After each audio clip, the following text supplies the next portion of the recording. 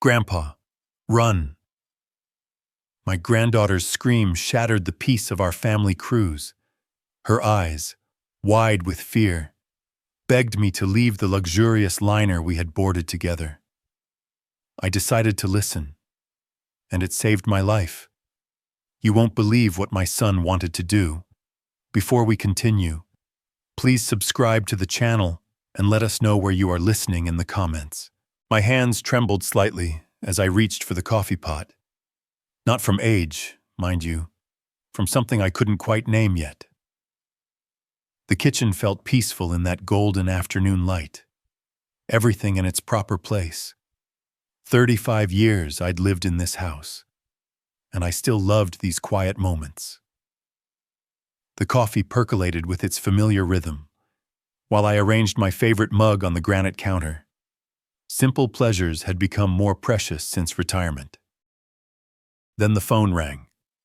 Ethan's name glowed on the caller ID. My grip tightened around the ceramic handle before I even answered. "Hey, Dad." His voice carried that particular tone, the one he'd used since childhood when he wanted something expensive. "Hello, son." I kept my voice neutral, though my stomach was already nodding. "How are things?" "Well, that's why I'm calling." Ethan cleared his throat, and I could picture him pacing in his cluttered living room. "We need $6,000 for the cruise tickets. Everything's already booked. Deposits paid. The travel agent needs the rest by Monday." I set my coffee mug down harder than necessary. A few drops splashed onto the counter. "Son, you're 38 years old. A grown man with a job and a family. Pay for your own vacation." How can you say that? His voice shot up an octave, that familiar whine creeping in. "We're your family. This is supposed to be a celebration. Your retirement, quality time together, and you're worried about money." I walked to the living room window, staring out at my carefully maintained lawn. Mrs. Wilkinson next door was pruning her roses. Normal people doing normal things while my son demanded thousands of dollars like it was pocket change. "I'll pay for Sophia's ticket," I said firmly. "She's 9 years old. She shouldn't suffer because her parents can't budget properly." "Dad, come on. Now." He sounded desperate, which somehow made it worse. "We're talking about a family trip here. 7 days in the Gulf of Mexico. When's the next time we'll all be together like this, Ethan? I've helped you more times than I can count. The house down payment, your wedding, that car repair last year. When does it end? This is different. This is about family memories. About... No. The word came out sharper than I intended. This is about you expecting me to fund your lifestyle while you spend money you don't have. I'll transfer Sophia's portion to the travel agent directly. You and Olivia figure out your own situation." The silence stretched long enough that I wondered if he'd hung up. "Fine," he finally said, his voice cold as winter. "But don't blame me when this ruins everything. Don't blame me when Sophia asks why Grandpa wouldn't let her parents come on the family cruise." The dial tone buzzed in my ear. I stood there holding the dead phone, staring at it like it might explain how my generous, loving son had become this manipulative stranger. The afternoon sunlight still streamed through the kitchen window, but something fundamental had shifted. This wasn't just another request for help. This felt different, more desperate, more demanding, and somehow I knew he wouldn't just drop it. The sound of car doors slamming made me look up from my dinner plate. Through the dining room window, I could see Ethan's dented minivan in my driveway, engine still ticking as it cooled. My stomach dropped. They were coming to finish what the phone call had started. I heard Ethan's key in the front door, the spare I'd given him years ago when Sophia was born, back when trust came easier. The lock clicked and they walked in without knocking. No courtesy, no respect for boundaries, just entitled invasion of my private space. Julian, we need to talk. Olivia appeared first, her makeup slightly smudged, hands trembling just enough to be noticeable. She'd been crying, or wanted me to think she had. Ethan followed behind her, filling my doorway with his bulk. At 38, he still had the broad shoulders from his college football days, though his gut had expanded considerably. He didn't sit. Instead, he paced around my living room like he owned it, picking up family photos and setting them down carelessly. Please sit down. I gestured toward the chairs, trying to maintain some semblance of normal hospitality, even as they violated every boundary I had. Olivia perched on the edge of my leather armchair, ready to spring up at any moment. Her designer purse probably cost more than most people's car payments, clutched in her lap like a shield. Julian, I need you to understand something. Her voice cracked perfectly, tears gathering in her blue eyes. We're not asking for vacation money. We're drowning. Ethan stopped pacing directly in front of my couch, towering over me as I sat. The power dynamic was clear and intentional. We owe $40,000, Olivia continued, dabbing at her eyes with a tissue she'd pulled from nowhere. Credit cards, loans, the mortgage second. Ethan's company cut his commission structure last year, and we got behind. 40,000! The number hit me like a physical blow. How did you let it get that bad, I asked, though part of me already knew. The expensive restaurants, the designer clothes, the luxury SUV they'd traded in last month. It doesn't matter how, Ethan snapped, his voice sharp. What matters is fixing it. We can consolidate everything with a personal loan, but we need collateral. Your signature on the application. The $6,000 for the cruise fits into this plan. How exactly Ethan's jaw tightened, because we need this trip, Dad, as a family, to show Sophia that everything's okay, that we're not falling apart. She's been asking questions about why Mommy cries so much. Olivia's sob was perfectly timed. Besides, Ethan added, his voice dropping lower, more threatening. If we can't afford to go, maybe Sophia should stay home too. Wouldn't want her to feel guilty about going on vacation while her parents lose their house. The manipulation was so blatant, so cruel that for a moment I couldn't speak, using my granddaughter as a weapon against me. Don't you dare, I said quietly. Use that little girl as leverage. But Ethan had already won, and we all knew it. I couldn't bear the thought of Sophia suffering because of her parents' failures. Couldn't stand the idea of her missing out on something that should be pure joy. I walked across the room to my desk, each step feeling like surrender. The checkbook sat in the top drawer where it always did.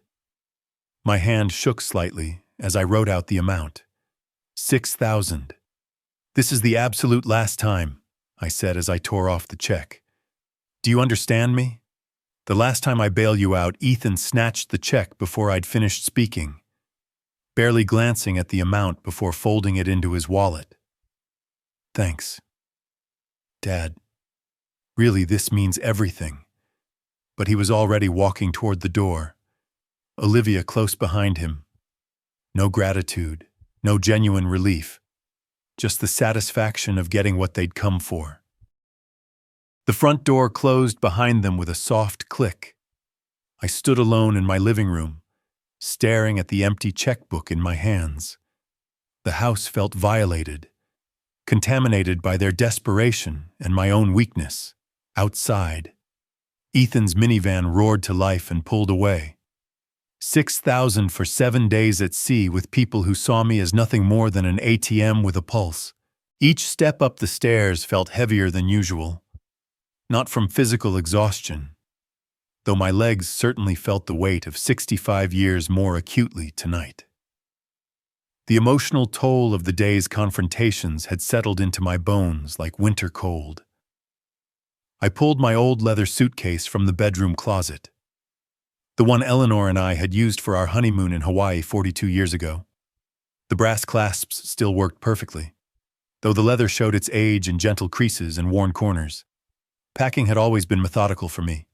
Shirts folded just so, pants hung to avoid wrinkles, toiletries arranged by size. Tonight, though, my hands moved automatically while my mind wandered down darker paths.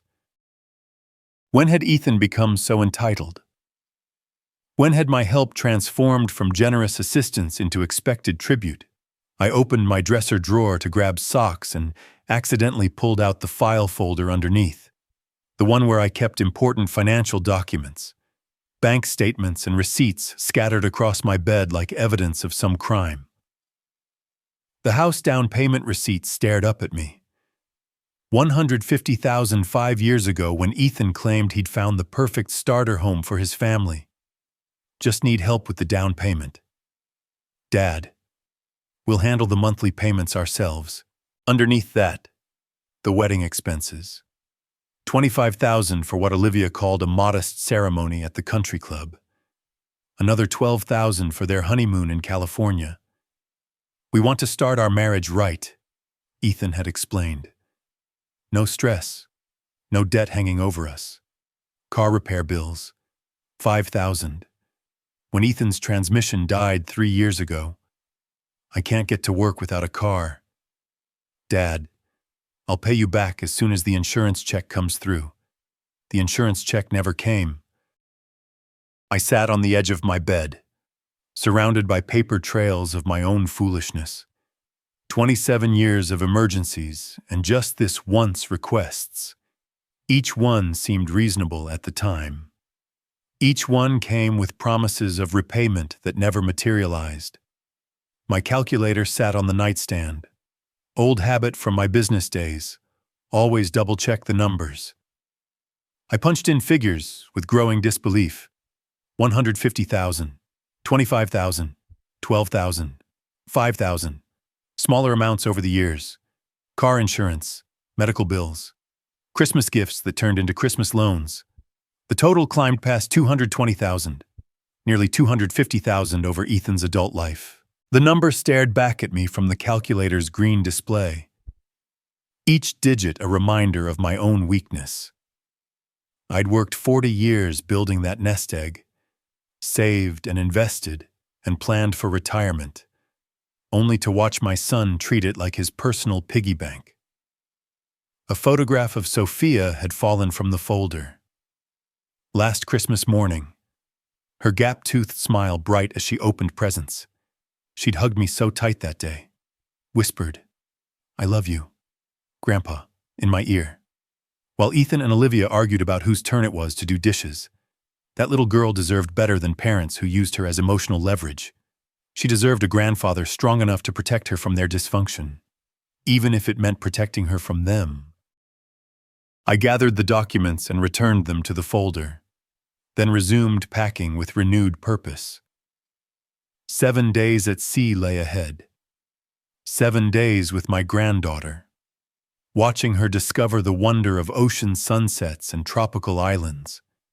Whatever else happened on that cruise, I was determined to give Sophia memories worth treasuring, the kind of memories every child deserved, free from the weight of adult problems and parental failures. The alarm clock on my nightstand glowed. 9:47 p.m. Early departure tomorrow meant early sleep tonight. I set the alarm for 6 a.m. and turned off the bedside lamp. Tomorrow, despite everything, would bring the joy of seeing Sophia's excitement as we boarded that magnificent ship.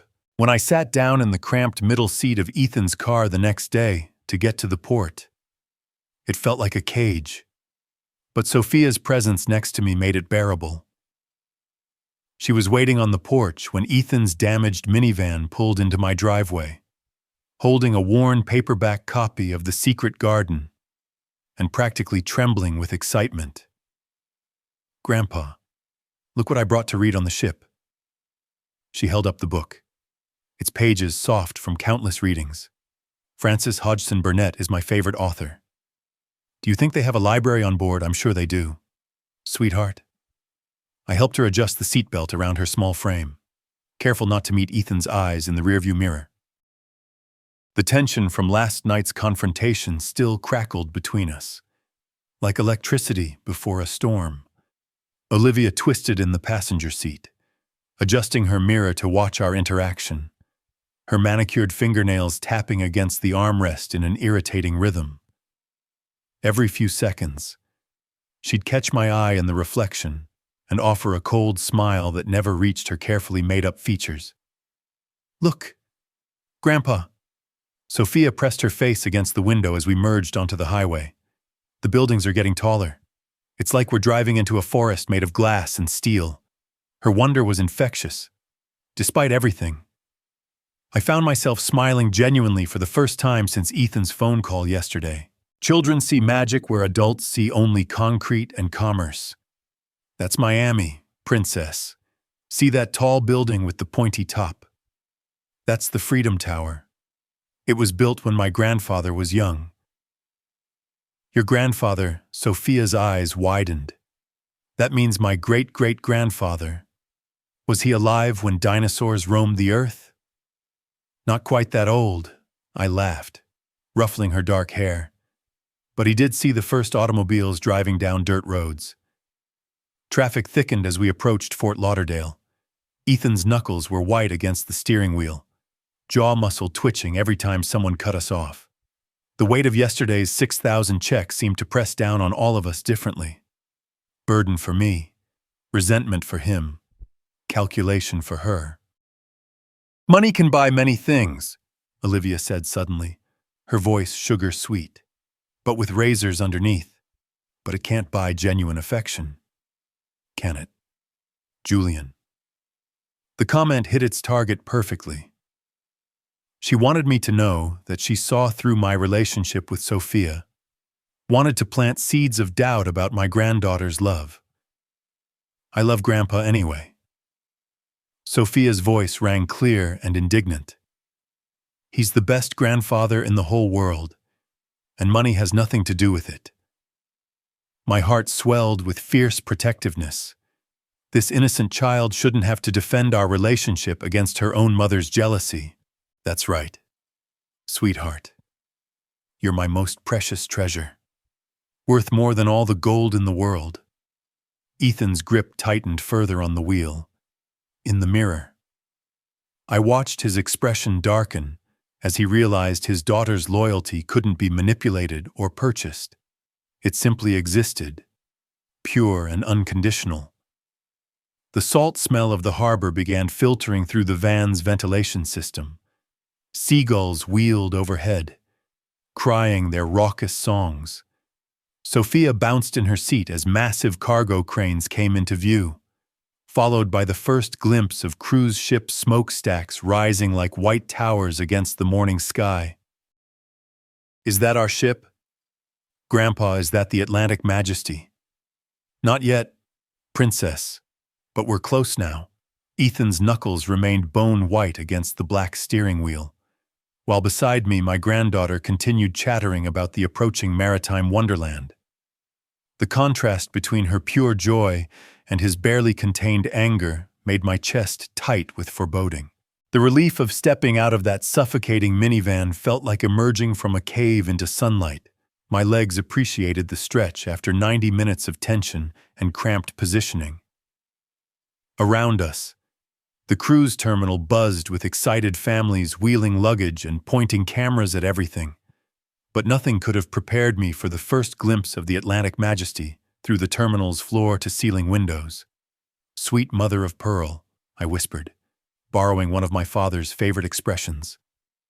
The ship rose 15 stories above the harbor, its white hull gleaming like fresh snow against the blue April sky.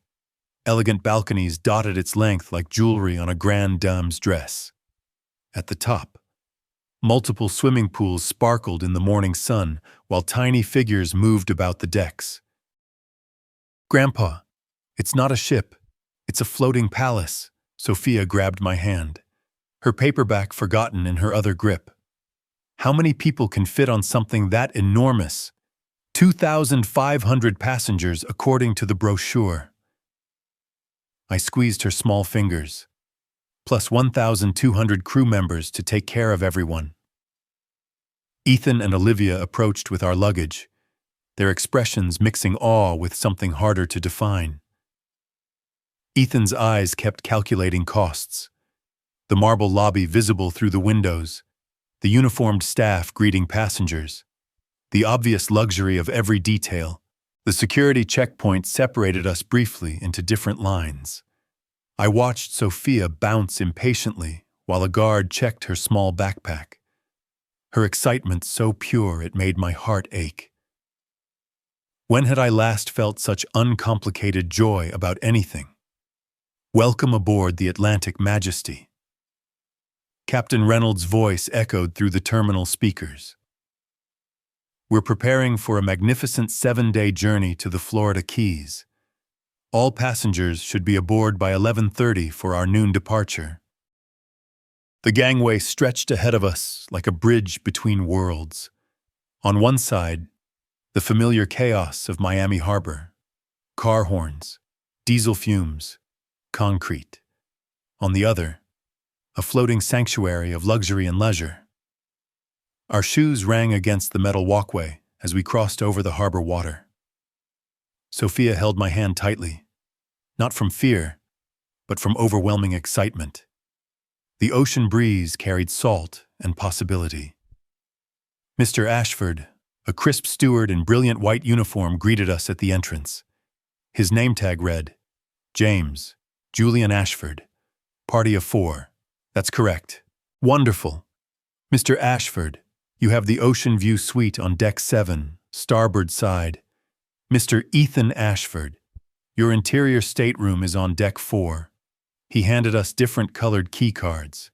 The elevator banks are clearly marked. Would you like assistance finding your accommodations? The class distinction was subtle but unmistakable. Julian's suite versus Ethan's interior cabin. Premium accommodations I'd insisted on paying for versus the standard rate. That was all Ethan's budget could manage. Even with my help. We can find our way, Ethan said stiffly, pocketing his plain white key card while I held the gold-edged one. The elevator ride separated us temporarily. Different floors, different worlds within this floating city. When Sophia and I reached deck 7, she gasped at the wide corridors, the artwork, the subtle luxury of everything from the carpet to the ceiling fixtures. My suite door opened onto a sitting area with floor-to-ceiling windows overlooking the harbor. But the real treasure was the private balcony. Grandpa, come see this. Sophia had discovered the sliding door and stepped outside. We can see the whole harbor from here. Look, there's the lighthouse waving at us. I joined her on the narrow balcony, breathing in the salt air and watching harbor traffic move around us like a choreographed dance. Tugboats guided cargo vessels, while smaller craft darted between the giants. In the distance, the lighthouse raised its beam toward clouds that looked painted against the blue sky. For the first time since Ethan's phone call yesterday afternoon, I felt genuinely peaceful. Here, surrounded by ocean and possibility, the weight of family drama seemed lighter. The ship's horn sounded a long, deep note that vibrated through the deck beneath our feet. The ship's horn sounded again as I stood on my private balcony, watching Miami's skyline slowly shrink behind us. The lighthouse passed close enough that I could make out individual details on its structure. Tourists tiny as ants gathering at its base. This was what peace felt like. I'd almost forgotten. The main dining room at lunch buzzed with the excited chatter of 2,500 passengers beginning their adventure. Families occupied tables around us. Grandparents with grandchildren. Parents juggling toddlers. Elderly couples sharing quiet conversations over white wine. Normal people enjoying normal vacations without the undercurrent of financial manipulation that poisoned every interaction with my son. Mr. Ashford, would you care for our signature welcome cocktail? The waiter appeared beside my table with a tray of colorful drinks garnished with tiny umbrellas. It's complimentary with your suite package. Thank you, but I'm enjoying the views just fine. I gestured toward the floor-to-ceiling windows where the Florida coastline rolled past like a painted backdrop. Perhaps later. Sophia had discovered the kids' club after lunch, a wonderland of video games, arts and craft stations, and supervised activities that left her practically speechless with joy. I watched through the observation window as she introduced herself to other children with the fearless confidence only 9-year-olds possess. "Can we go swimming after we watch the magician show?" she asked when she found me reading in the ship's library later that afternoon. "They have 3 different pools, Grandpa. One has a water slide shaped like a sea serpent." "Of course, Princess. This whole week is about making you happy." And for the first time in months, I was actually enjoying a book. The library's leather chairs face panoramic ocean views, and the gentle sway of the ship created a hypnotic rhythm that made reading feel like meditation. No phone calls demanding money, no guilt trips about family obligations, just the endless horizon and a well-crafted mystery novel. The pool deck in late afternoon was a revelation. Sophia splashed in the shallow end, while I supervised from a cushioned deck chair, marveling at the engineering required to create this floating resort. Multiple levels of pools, hot tubs, and lounging areas stretched across the ship's width, all while we moved through Gulf swells at 23 knots. "Sir, afternoon tea service is available on the sky deck," a crew member informed me as Sophia practiced her backstroke. Fresh scones, finger sandwiches, and ocean views you won't believe. The civilized luxury of afternoon tea felt like stepping back into a gentler era. Delicate china cups, silver service, and watercress sandwiches cut into perfect triangles, while the ocean stretched endlessly in every direction. I hadn't realized how much stress I'd been carrying until it began lifting from my shoulders like morning fog. "Grandpa, guess what I learned today?"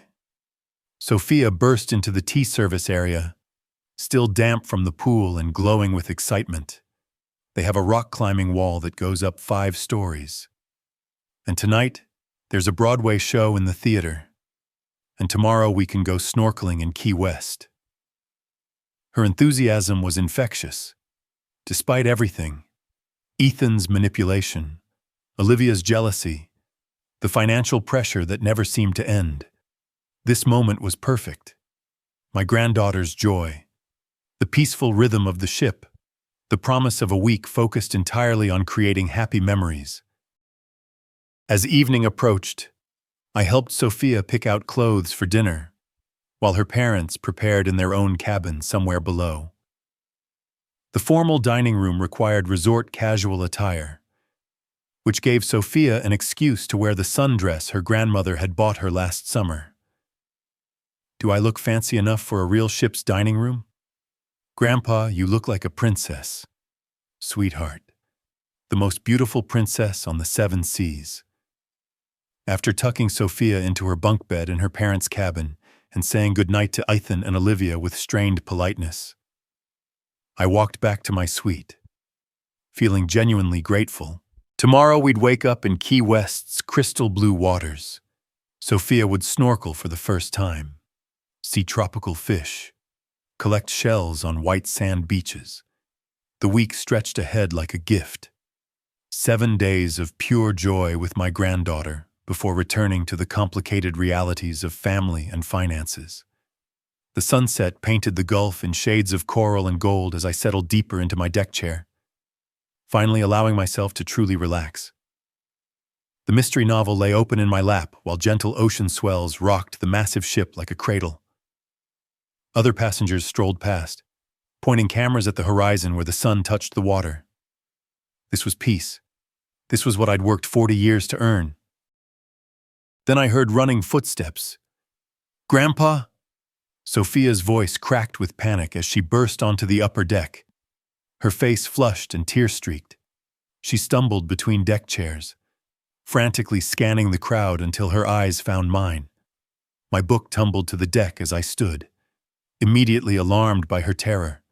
In 9 years, I'd never seen my granddaughter look so frightened. "Princess, what's wrong?" I pulled her close, feeling her small body trembling against my chest. "What happened?" She glanced over her shoulder toward the ship's interior, then whispered urgently in my ear, "We have to get away from here right now. Grandpa, they're going to hurt you tonight." My blood went cold. "Who's going to hurt me, Sophia? You need to tell me exactly what you heard." "Mom and Dad." Her voice was barely audible, muffled against my shoulder. I went back to get my book from their room, and I heard them talking through the bathroom door. They said they're going to put something in your drink at dinner, something to make you sleepy. And then she couldn't finish the sentence. But her meaning hit me like a physical blow. "Are you absolutely certain about what you heard?" My voice stayed calm even as my mind reeled with the impossibility of it. My own son planning to murder me. "They said you'd be drowsy and they'd take you up to the deck for fresh air. But really they were going to push you over the railing when nobody was looking." The words rushed out of her in a terrified whisper. "They said it would look like an accident, an old man losing his balance." The deck seemed to tilt beneath my feet, though I knew the ship was steady. Ethan and Olivia, my son and his wife, planning my death with the casual efficiency of planning a grocery list. "They mentioned timing," Sophia continued, still looking around fearfully. "Something about the dinner seating and how the deck patrol changes shifts at 10 p.m. The level of detail chilled me. This wasn't an impulsive decision born of desperation. They'd researched, planned, calculated the best way to kill me and inherit my money. "Listen to me carefully, Princess." I held her shoulders, looking directly into her frightened eyes. "You did exactly the right thing telling me. You're incredibly brave, and now we're going to handle this together. But what if they see us talking? What if they know I heard them? They won't. We're going to be very smart about this." My mind was already racing through possibilities. "First, you're going to the kids' club for movie night. Stay there until I come get you. Don't go back to their cabin alone. What about you, Grandpa? What if they try to give you the drink anyway? Let me worry about that." I managed what I hoped was a reassuring smile, though inside I felt like I was falling through empty space. Sometimes the best way to catch someone in a trap is to let them think it's working. The ship's dinner bells began chiming across the various decks, calling passengers to evening service. Through the dining room windows below, I could see white uniformed waiters lighting candles on tables set with gleaming crystal and silver. Sophia hugged me fiercely. "Promise me you won't drink anything they give you. Promise me you'll be careful." "I promise." "Sweetheart, now go to the kids' club and try to have fun. This will all be over soon." As she hurried away toward the ship's activity center, I remained standing at the deck railing, watching the dining rooms fill with families enjoying their vacation. Somewhere below, Ethan and Olivia were preparing to join me for what they believed would be my last meal. My hands gripped the railing as the full weight of betrayal settled over me. The son I'd raised, supported, and loved unconditionally had decided I was worth more dead than alive. But they'd made one crucial mistake. They'd underestimated a 9-year-old's courage and a grandfather's determination to protect her. 90 minutes had passed since Sophia's warning, and I sat alone at a corner table in the ship's elegant bar, pretending to study the dinner menu, while my eyes tracked every movement around me. The Ocean View Lounge buzzed with pre-dinner cocktails and civilized conversation, crystal glasses catching the soft amber lighting.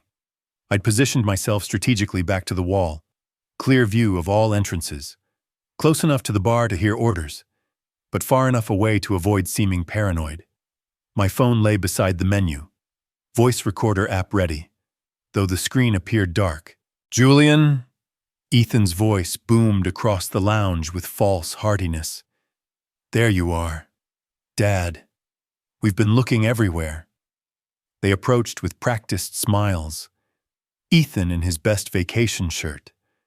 Olivia in a flowing sundress that probably cost more than most people's monthly rent. But I could see the calculation behind their eyes now. The predatory assessment I'd been blind to for years. "Mind if we join you?" Olivia slid into the chair across from me without waiting for an answer.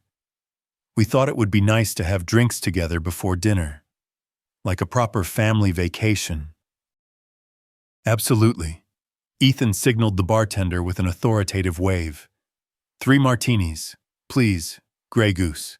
Extra dry. Just like my dad always orders." The bartender nodded and began preparing the drinks. But something in Ethan's tone made my skin crawl. Too specific. Too insistent. I'd never been particular about vodka brands. And Ethan knew it.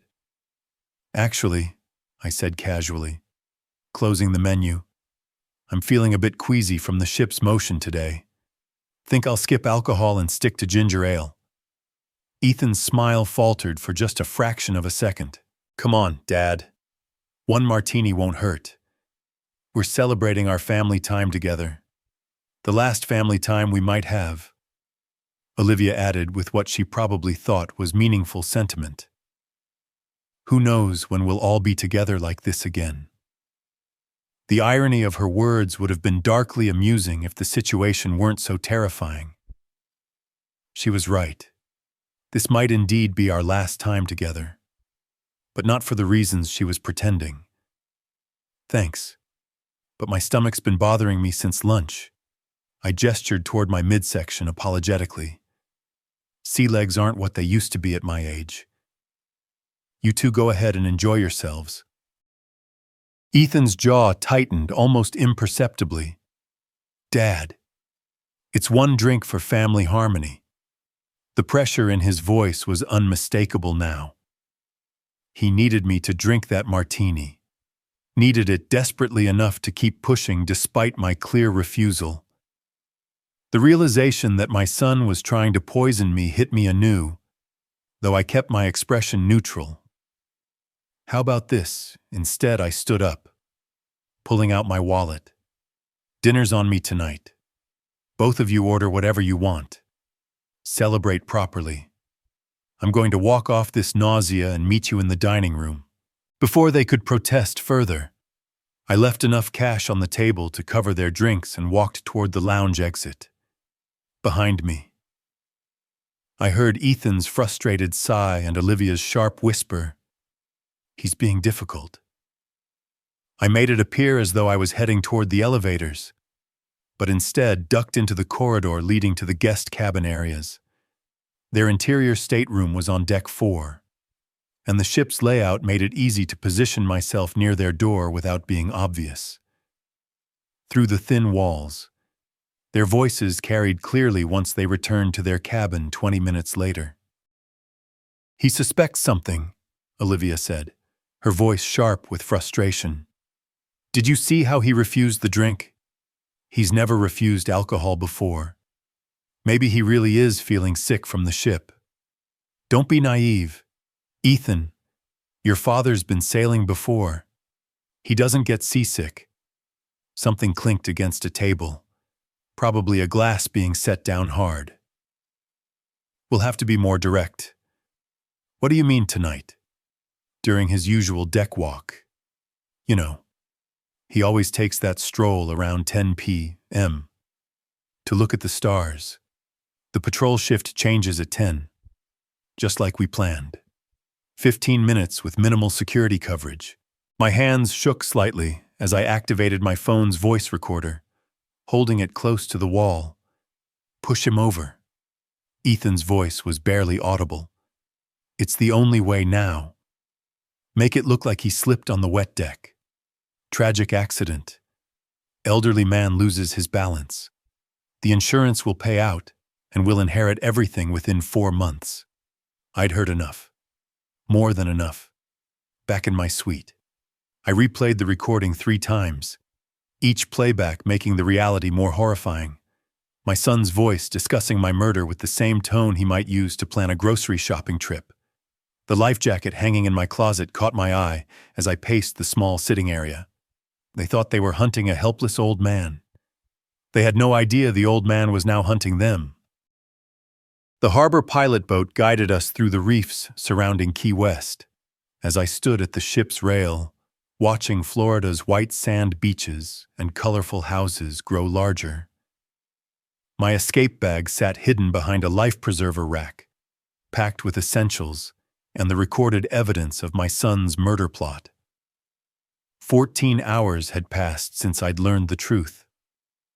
14 hours of sleepless planning, pacing my suite, while Ethan and Olivia presumably slept peacefully in their cabin below, confident their victim remained unaware.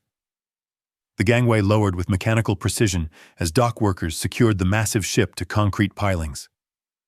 Passengers began streaming toward the exits, chattering excitedly about shopping in Key West and swimming in crystal blue coves. I could be among them. Walk off this ship, catch a flight to Miami, and file a police report from the safety of my own home. Let Ethan and Olivia explain to authorities why they'd planned my murder. My hand closed around the bag strap.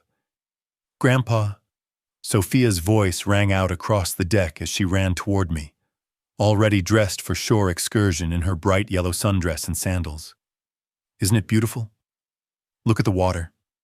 It's like swimming in liquid jewels. Her excitement stopped me cold.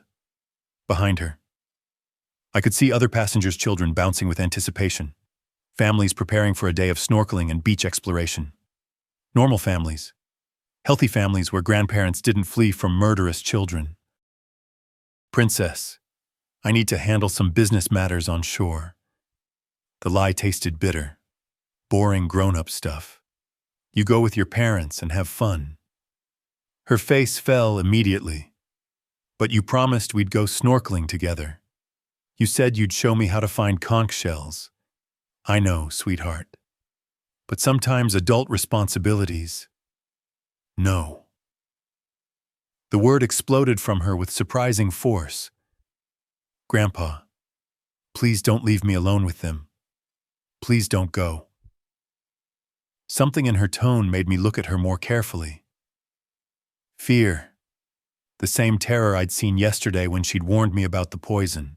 They'll hurt you if I'm not here to stop them, she whispered, grabbing my hand with both of hers. And if you leave, who's going to protect me? The question hit me like a physical blow. In my desperation to save myself, I'd forgotten the most important truth. Sophia would remain trapped on this ship with 2 people who'd already proven they were capable of murder. People who might decide a 9-year-old witness was too dangerous to keep alive. My escape bag suddenly felt like a coward's solution. You're right. Princess, I knelt down to her eye level. I'm not going anywhere. We're in this together. Remember, but what about the danger? What about what they're planning? Sometimes the best way to handle bullies is to stand up to them instead of running away. I squeezed her hands gently. And sometimes grown-ups need to learn there are consequences for making bad choices. Ethan and Olivia emerged from the ship's interior, dressed for their own shore excursion. They spotted us near the gangway, and I saw them exchange a meaningful glance. Ethan approached with his usual forced cheerfulness. Not going to shore. Dad, Key West's supposed to be spectacular. Changed my mind. Think I'll enjoy the ship's amenities while it's less crowded. Another glance between them. They were recalculating, adjusting their plans based on my unexpected decision to remain aboard. Well, we're off to explore Key West, Olivia announced brightly. Should be back by 4 for departure. As they walked down the gangway toward shore, I watched through binoculars from the upper deck. They paused at the dock, heads close together in intense conversation. Planning, strategizing, deciding how to handle their victims' unexpected behavior. Mr. Ashford, a uniformed officer, approached. Security Chief David Thompson, according to his name tag. Mid-30s, alert eyes, the kind of competent authority figure I'd hoped to find. I believe you wanted to speak with me about a security matter. I'd called down to ship security 20 minutes earlier, claiming concerns about passenger safety. Now, watching Ethan and Olivia disappear into Key West's busy streets, I felt the first stirrings of genuine confidence since this nightmare had begun. Yes, Officer Thompson, I have something very serious to discuss with you. Something involving threats to passenger safety from individuals who believe they can commit crimes at sea without consequences. The hunter was about to become the hunted, and Ethan and Olivia had no idea that their carefully planned murder was about to become their own trap. 2 hours after my decision to stay and fight, I walked with purpose toward the ship's bridge, my small voice recorder weighing heavy in my jacket pocket. The evidence of my son's murder plot would either save my life or make me look like a delusional old man. But watching Ethan and Olivia disappear into Key West's streets while I remained aboard had crystallized something inside me. I was done being a victim. Captain Reynolds, I knocked on the private quarters adjacent to the bridge. Julian Ashford from Suite 7A. I need to discuss a serious passenger safety matter.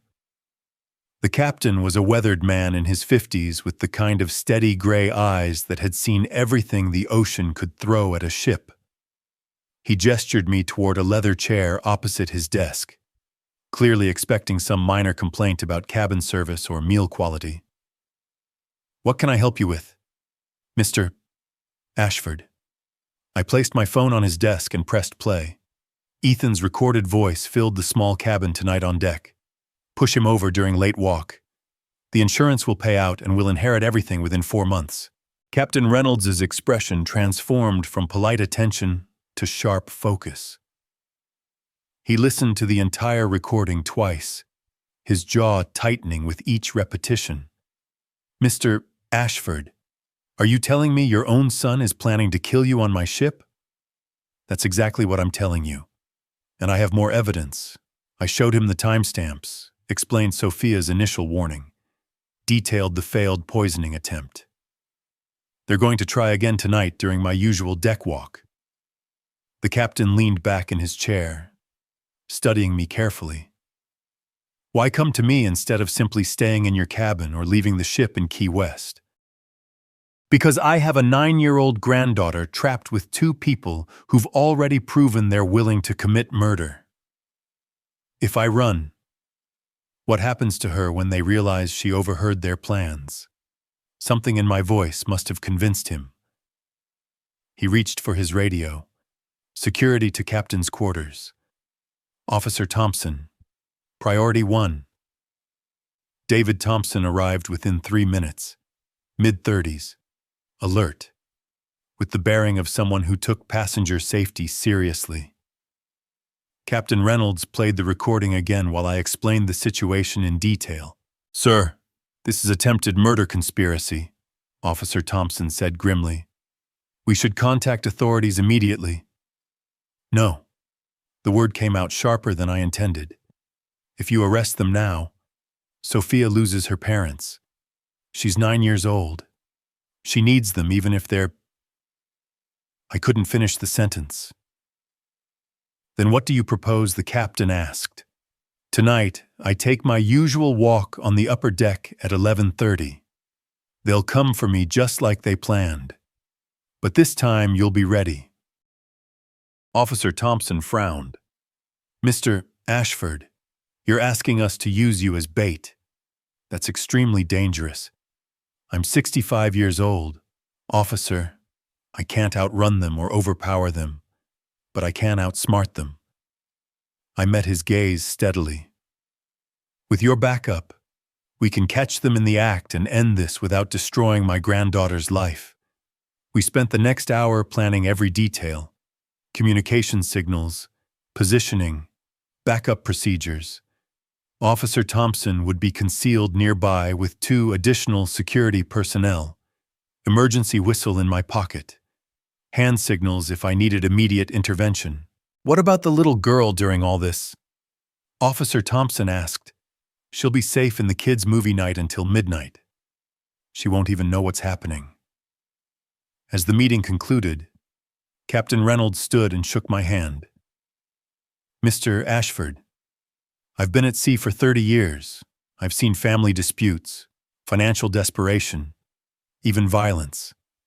But I've never seen a grandfather show this much courage to protect his granddaughter while giving his son a chance to choose differently. Sometimes being a grandfather means making impossible choices. Back in my suite that evening, I sat at the small desk and wrote a letter to Sophia, just in case something went wrong tonight. Instructions for reaching my lawyer, accessing college funds I'd set aside for her, knowing that she'd be provided for no matter what happened to me.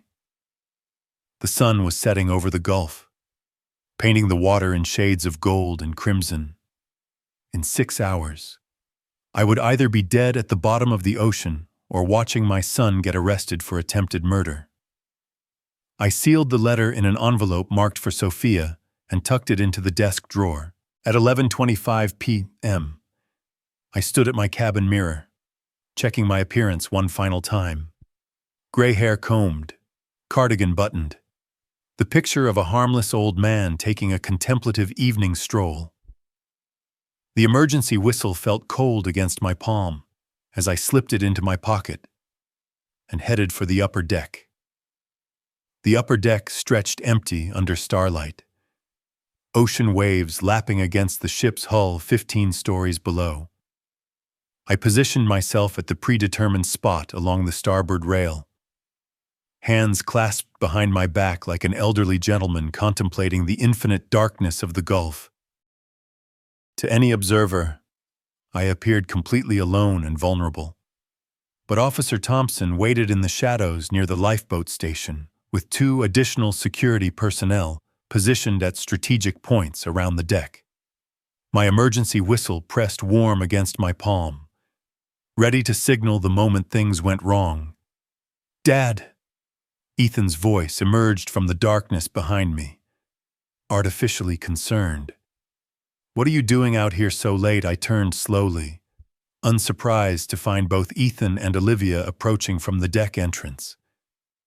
They dressed in dark clothing, black pants, navy windbreakers that would be nearly invisible against the night sky. "Couldn't sleep," I replied calmly. "Sometimes the ocean helps clear my mind." "You should be more careful walking alone at night," Olivia added, moving to position herself between me and the deck entrance. "The rails can be slippery with sea spray." "Especially for someone your age," Ethan said, stepping closer. "Balance isn't what it used to be."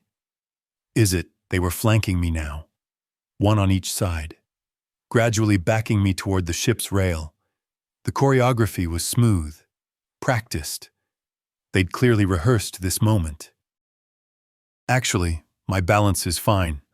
I straightened to my full height, meeting Ethan's eyes directly. "Just like my hearing was fine yesterday when I overheard your conversation about pushing me overboard." Ethan's face went white in the starlight. "What are you talking about? I know everything." "Son, the poison in the martini that didn't work. The plan to make my death look accidental. The inheritance you're so desperate to claim." My voice stayed steady despite my racing heart. "I even know about the 15-minute window when security patrol changes shifts." "You're delusional!" Olivia snapped, but her eyes darted nervously around the empty deck. "We came up here because we were worried about you." Olivia moved to block my other escape route, while Ethan tried to force me backward toward the rail. His grip was strong, fueled by desperation and 38 years of resentment. But I'd been preparing for this moment all day. The emergency whistle shrieked across the deck as I pressed it to my lips with my free hand. The sound cut through the ocean night like a siren, echoing off the ship's superstructure. "Security, security," I shouted, as Ethan wrestled for control of my arm. "Shut up," Ethan hissed, trying to clamp his hand over my mouth while pushing me toward the rail. "Nobody's coming to help you." That's when Officer Thompson stepped out of the shadows. "Step away from Mr. Ashford immediately." Two additional security officers appeared from opposite sides of the deck, their flashlights cutting through the darkness like laser beams. Ethan released my arm so quickly I almost stumbled. "This isn't what it looks like," Olivia said quickly, raising her hands. "We were just trying to help him get back inside safely by forcing him toward the ship's rail." Officer Thompson's voice was professionally calm, but deadly serious. "Turn around and put your hands behind your backs." "This is entrapment," Ethan protested as the handcuffs clicked around his wrists. "We weren't doing anything illegal. Conspiracy to commit murder, attempted assault, and endangering passenger safety," Officer Thompson recited. "Mr. Ashford, are you injured?" I caught my breath against the deck rail, adrenaline making my hands shake. "No. Just grateful you were nearby." "Wait until the media hears about this," Olivia spat as her own handcuffs were applied. An old man tricking his family using his own granddaughter to... Enough. My voice cut through her protests with quiet authority. "You tried to kill me for money. Sophia saved my life because she loves me. The only trick here was believing you still had souls worth saving." As the security officers led them away, Ethan looked back at me one final time. "This isn't over, Dad. Money changes everything. You'll see." But standing alone on the deck afterward, watching the stars reflect on the endless ocean, I realized he was wrong. Money hadn't changed anything that really mattered. 45 minutes after the arrests, I sat in the ship's security office giving my formal statement while Ethan and Olivia were processed in the adjacent holding area. Through the thin wall, I could hear Ethan's angry protests alternating with Olivia's calculating attempts to negotiate their way out of consequences. "Mr. Ashford," Officer Thompson looked up from his report. "We'll need to contact authorities at our next port. Florida police will want to interview everyone involved." "No." The word surprised even me with its finality. "Sir." I thought about Sophia, asleep in her bunk bed, innocent of the knowledge that her parents had tried to commit murder. "Officer Thompson, what would happen to my granddaughter if her parents are arrested and imprisoned? She'd likely be placed in protective services until family arrangements could be made. She's 9 years old. She's been through enough trauma without losing her parents to prison." I leaned forward in my chair. "What alternatives do we have?" Officer Thompson frowned. "Captain Reynolds has authority to confine passengers to quarters for the remainder of the voyage. But attempted murder is a serious crime. Mr. Ashford, they failed. I'm alive and unharmed. Sometimes justice is about prevention rather than punishment." From the holding area came Ethan's voice. "This is all lies. We never tried to hurt anyone. That old man is manipulating everyone." Officer Thompson looked at me questioningly. "Are you certain about this decision?" "Officer, I've spent 40 years in business negotiations. Sometimes you win by destroying your opponent. Sometimes you win by making sure they can never threaten you again." I stood up slowly, feeling every one of my 65 years, confine them to their cabin for the rest of the cruise, ban them from any shared spaces. I just want to enjoy 3 more days with my granddaughter before we return to port. And after the cruise, they'll have some very serious decisions to make about their future, with or without me in it. The next morning brought crystalline Gulf waters and sunshine streaming through my suite windows. I found Sophia at the Kids Club breakfast buffet, chattering excitedly with new friends about the day's planned activities. Grandpa, she ran to hug me, her face bright with 9-year-old joy. Can we go snorkeling today? The activity director says the reef here has parrotfish. Absolutely. Princess, just you and me today. What about Mom and Dad? Are they still feeling sick? I knelt down to her eye level, choosing my words carefully. They need to rest in their cabin for a few days. Doctor's orders. But that means we get extra adventure time together. Her face lit up with the pure happiness that only children can feel about unexpected treats. Just us, really just us. The remaining 3 days of our cruise became exactly what I'd hoped for when this journey began. Precious time with my granddaughter, watching her discover the wonders of tropical fish and coral gardens, teaching her to play shuffleboard on the ship's deck, reading together in the library while ocean waves rolled endlessly past the windows. Ethan and Olivia remained confined to their interior cabin, meals delivered by room service, isolated from the joy and beauty surrounding them. Occasionally, I'd glimpse them through their porthole window, Ethan pacing angrily while Olivia stared at her phone, probably calculating their dwindling options. On our final morning, as Miami's skyline appeared on the horizon, Sophia and I stood at the ship's rail, watching the sunrise paint the sky in shades of coral and gold.